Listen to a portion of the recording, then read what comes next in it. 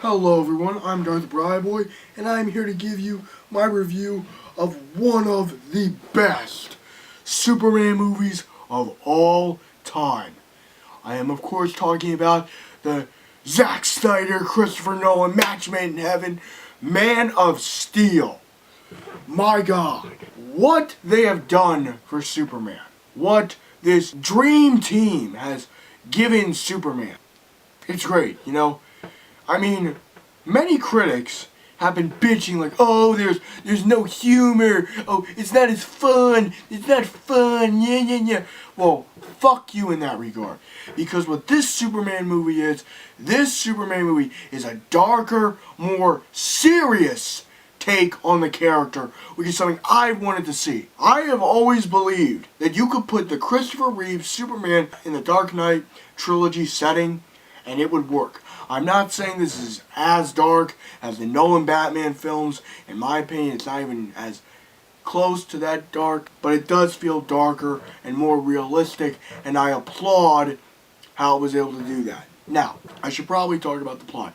This is, of course, the origin story of Superman. It has a couple of nice little tweaks in the story, and it's about Jor-El sending his son to Earth because Krypton has become so polluted. Its way of life has faded. It's using genetic engineering. There's no way for naturally born Kryptonians to happen anymore because of this whole genetic engineering. Everyone is set to a specific class. It's saying how Krypton has fallen from this great Enlightenment society probably once was to being a very, very organized, strict thing. And Zod's like, yo, fuck this. Starts a whole revolution. Now it does play some of the same notes from the first two Richard Donner movies, and I was mainly thinking of the quote that Marlon Brando said to Superman as he was putting him in his spacecraft in the very first one. All I could think of while watching this movie was this. You will travel far, my little Kal-El. But we will never leave you,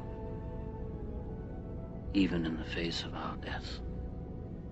The richness of our lives shall be yours. All that I have, all that I've learned, everything I feel, all this and more I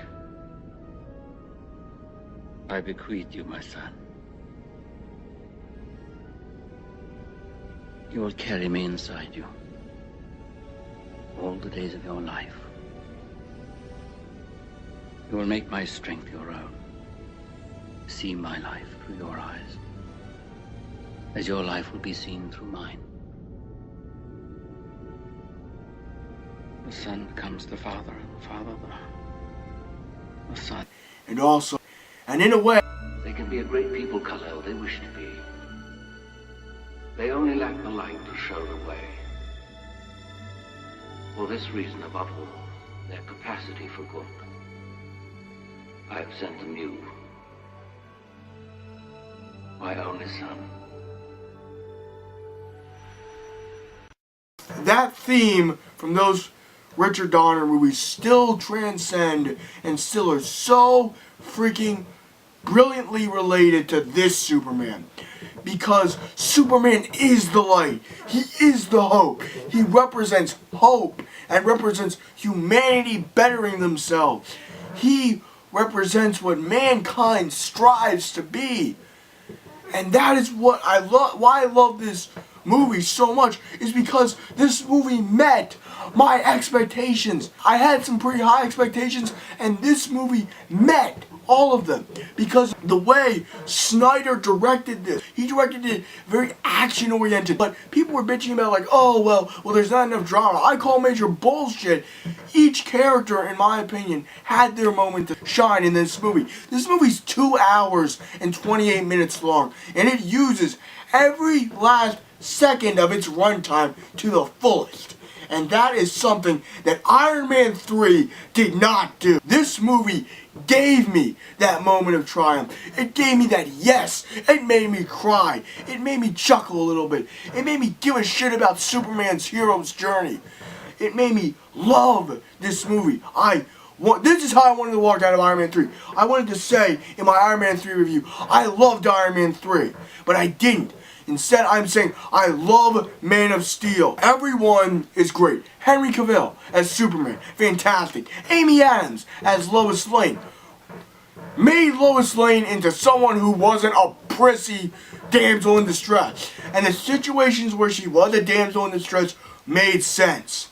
And Kevin Costner as Jonathan Kent really worked. He did a damn good job.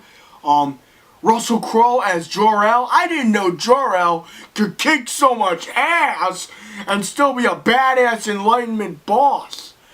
So, like I said, Man of Steel, to me, this is an 8 out of 10 movie. It may have a few flaws. Some of the action scenes may get a little disorienting. But overall, it's a really well done Superman movie. And it is a great successor to the Christopher Reeve Superman films. It is one of the best. If you do not see this movie in the theater, you are wasting your time. Don't see it in 3D, however.